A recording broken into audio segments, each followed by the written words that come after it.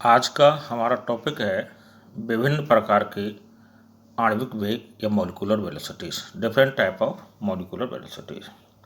और इनमें सबसे पहला वेग हम ले रहे हैं प्रायिकतम वेग, जिसे मोस्ट प्रोबेबल वेलोसिटी भी कहते हैं। इससे पूर्व के व्याख्यान में हमने मैक्सवेल वेलोसिटी डिस्ट्रीब्यूशन लॉ को स्टडी किया था और उस डिस्ट्रीब्यूशन लॉ में वेगों अणुओं के वेग और उन वेगों को रखने वाले अणुओं की संख्या के मध्य एक ग्राफ खींचा था। और उस ग्राफ की प्रकृति इस तरीके की आई थी, आपको ध्यान होगा, ये उस ग्राफ की प्रकृति थी। इस ग्राफ में जो उच्चिष्ट है, मैक्सिमा है, उस मैक्सिमा का अभिप्राय वहाँ हमने समझाया था कि ये उन अणुओं का वेग है जिसे सैंपल के मैक्सिमम मॉलिक्यूल रखते हैं। इसी वेग को हम प्रायिकतम वेग कहते हैं। अर्थात किसी गैसीय सैंपल के लिए वह वेग जिसे उसके अधिकांश मॉलिक्यूल रखते हैं प्रायिकतम वेग कहलाता है। चूंकि यह प्रायिकतम वेग उच्चिष्ट के सापेक्ष है और उच्चिष्ट पर खींची गई टेंजेंट एक्स एक्सिस के या वेलोसिटी एक्सिस के समानांतर है, तो कोण थीटा का मान 0 होता है।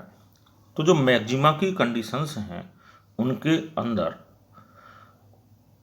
उस बिंदु पर फंक्शन की परिवर्तन की दर है वो 0 के बराबर हुई। यानी जैसे y और x में अगर कोई कर्व प्लॉट किया जा रहा है तो y और x में कर्व प्लॉट करने पर ये और उच्चिष्ट के सापेक्ष जैसे ये x एक्सिस है और ये y है, तो यहाँ पर dy/dx की वैल्यू 0 होती है। ये मैक्सिमा की कंडीशन होती है।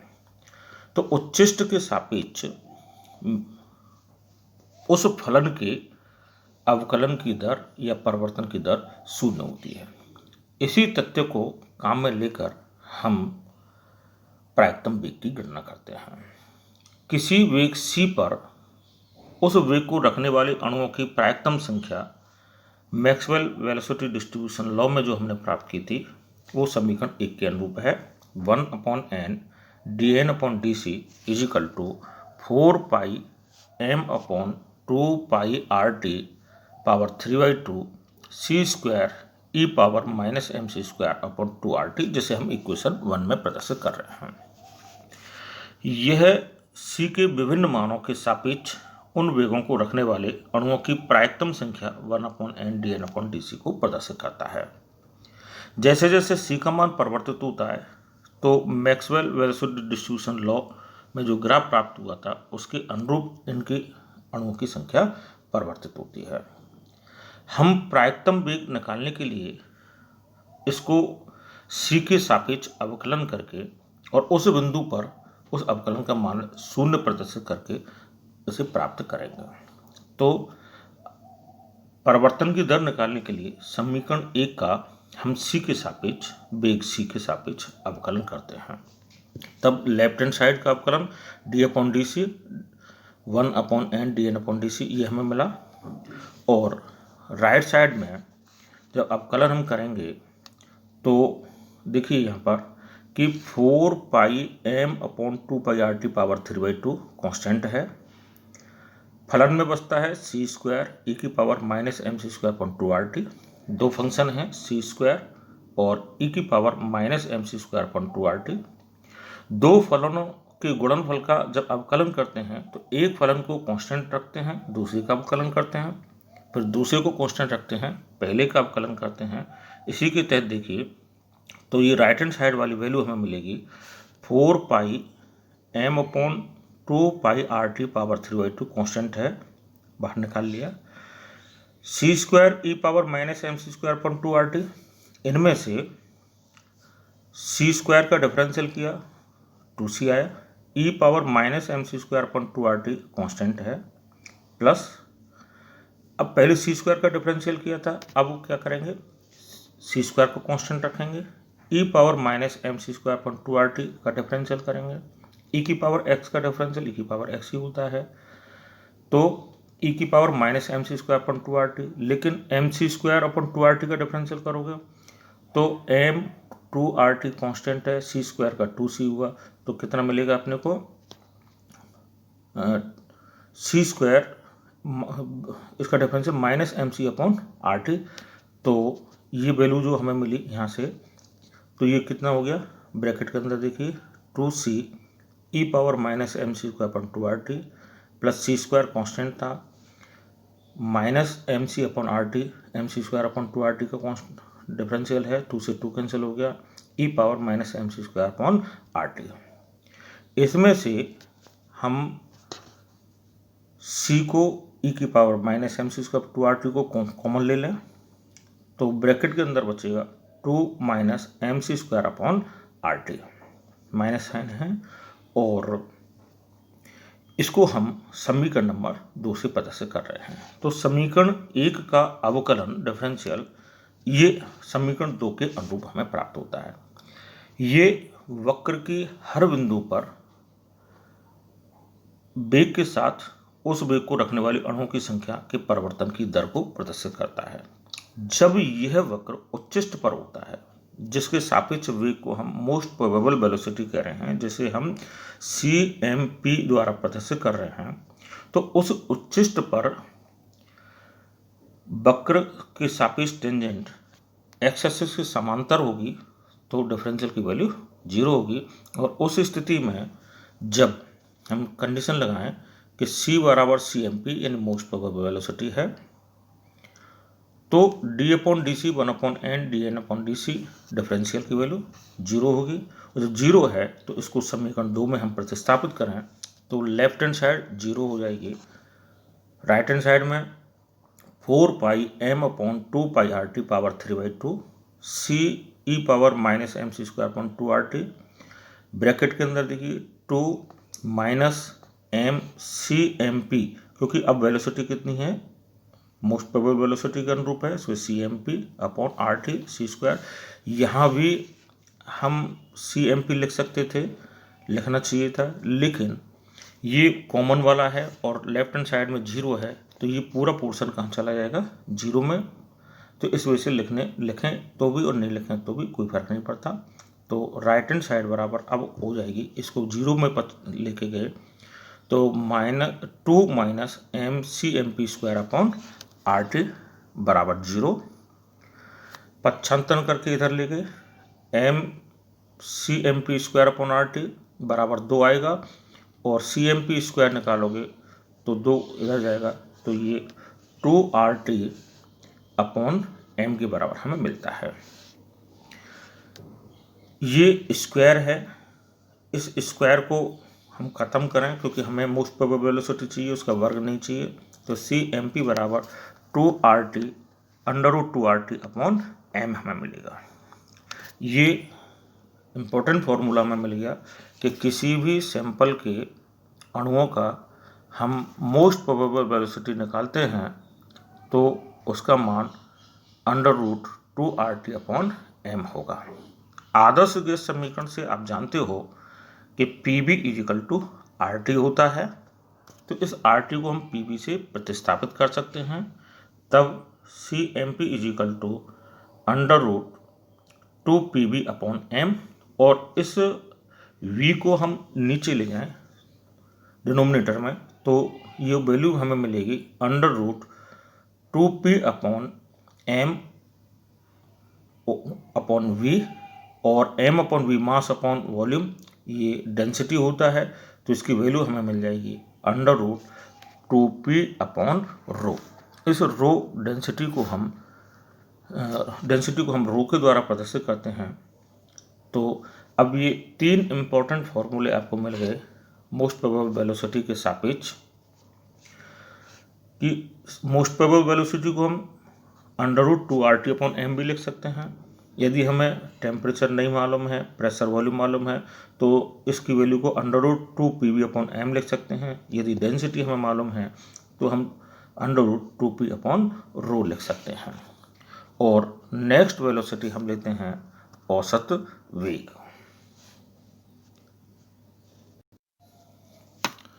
औसत वेग या एवरेज वेलोसिटी, जैसे एवरेज की डेफिनेशन होती है उसी के हिसाब से एवरेज वेलोसिटी की भी डेफिनेशन होती है कि सैंपल में उपस्थित सभी अणुओं के वेगों को हम जोड़ें और जोड़ करके अणुओं की कुल संख्या का भाग दें तो हमें औसत वेग प्राप्त होता है।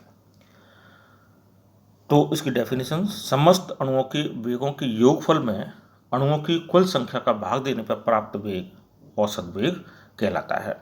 इस वेग को, औसत वेग को हम सी बार एवरेज के द्वारा प्रदर्शित करते हैं।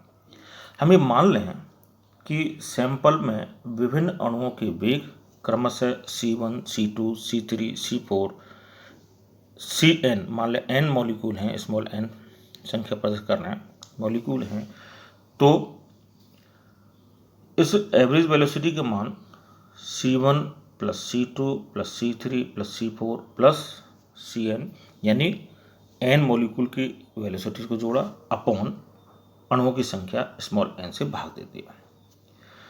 सभी अणुओं के वेगों के योग को हम सिग्मा द्वारा प्रदर्शित कर सकते हैं। तब C bar is equal to sigma CI, और I की लिमिट लगा दी, I is equal to 1 to n। I is equal to 1 to n का मतलब नंबर 1 मॉलिक्यूल से लेकर के nवे मॉलिक्यूल, तो वो दूसरे, तीसरे, चौथे, पांचवें सारी मॉलिक्यूल को इस द्वारा प्रदर्शित कर रहे हैं। इसको हम समीकरण 1 कह रहे हैं। ये जो CI है ये वह हर संभव वेग है जिसे मॉलिक्यूल रख सकते हैं। सिग्मा जब पूरी वैल्यू होती है, जैसे 1 + 2 + 3 + 4, तो हम सिग्मा को प्रदर्शित करते हैं। लेकिन 1 और 2 के बीच में जो अनंत मान संभव हैं, अगर वो भी संभव हैं तो हम इस सिग्मा के स्थान पर इंटीग्रल साइन का प्रदर्शित करते हैं। तो CI का मान है जो निरंतर परवर्ती फलन पीरियोडिक फंक्शन है, कंटिन्यूस पीरियोडिक फंक्शन है, जिसके मान 0 से लेकर के इन्फिनिटी तक हो सकते हैं। तो सिग्मा एप्लीकेबल नहीं होगा, यहाँ पर हम इंटीग्रेशन साइन को यूज करेंगे। तब इस समीकरण 1 को हम लिख सकते हैं C bar is equal to 1/n 0 to infinity CD है। यहाँ 0 to इन्फिनिटी उस वेग पर को प्रदर्शित करते हैं जिसके मध्य सैंपल में उपस्थित विभिन्न अणुओं के वेग उपस्थित हैं। तो अब यहाँ देखिए कि Cn को अंदर हम ले जाएं, कांस्टेंट है, तो dn/n समीकरण 2 के अनुरूप हम उसे लिख सकते हैं।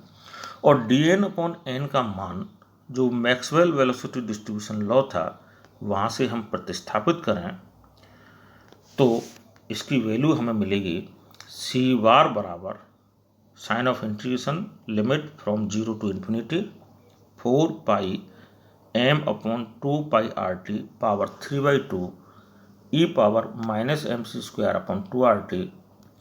C यहाँ पे और उस फंक्शन में c² है, इसे मल्टीप्लाई होकर के c³ हो गया, c³ dc। ये मैक्सवेल वेलोसिटी डिस्ट्रीब्यूशन लॉ से प्राप्त इक्वेशन को यहाँ dn/n से प्रतिस्थापित करने पर हमें मिला।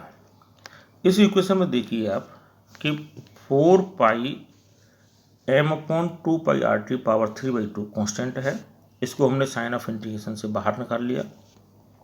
अंदर कितना रहता है 0 to infinity e power -mc²/2RT c³ dc, हमें ये मिला। इसका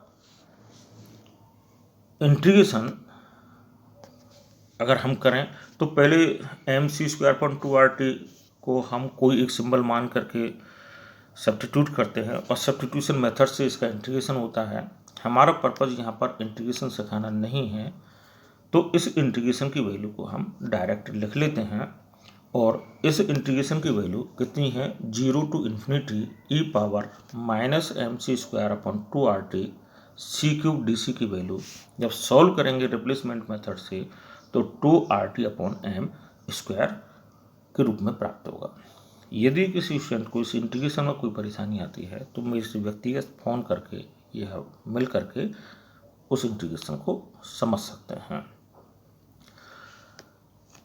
तब इस इंटीग्रेशन की वैल्यू यदि हम इस इक्वेशन में प्रतिस्थापित करें तो प्रतिस्थापित करेंगे तो हमें मिलेगा सी बार बराबर 4πm/2πRT power 3/2 into value of integration which is 2RT/m whole square.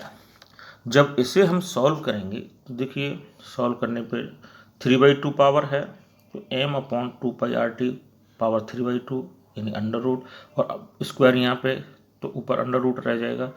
Solve कीजिए आप इसे, तो सॉल्व करेंगे तो इसकी वैल्यू हमें मिलेगी √8RT/m, जिसे हम इक्वेशन 3 द्वारा प्रदर्शित कर रहे हैं, और यही किसी भी मॉलिक्यूल की एवरेज वेलोसिटी होगी।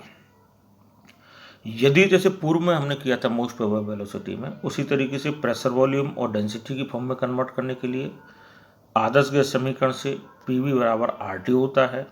जब PV बराबर RT है तो प्रतिस्थापित करें तो C बार बराबर √8PV/m हमें मिलेगा, और इस फिर V को हम डिनोमिनेटर में ले जाएं तो 8P/m/v, और m/v को हम रो डेंसिटी से प्रतिस्थापित करें तो C बार बराबर √8P/m हमें मिला, और यह रो m/v गैस की डेंसिटी या घनत्व को प्रदर्शित करता है। तो इस प्रकार यहाँ पर भी हमें एवरेज वेलोसिटी के लिए 3 फॉर्मूले प्राप्त हो गए, जिनमें हम हमारे पास उपस्थित कंडीशंस के अकॉर्डिंग उसे प्राप्त कर सकते हैं। यदि टेम्परेचर का मान मालूम है तो C बार बराबर √8RT/m, और यदि प्रेशर वॉल्यूम का मान मालूम है तो C बार बराबर 8PV/m, और यदि डेंसिटी और प्रेशर की वैल्यू मालूम है तो C बार बराबर √8P/m द्वारा हम एवरेज वेलोसिटी की गणना कर सकते हैं। अब तीसरे प्रकार का वेग है वर्ग माध्यम मूल वेग, रूट मीन स्क्वायर वेलोसिटी, और इसको अब हम नेक्स्ट व्याख्यान में ले लेंगे। Thank you.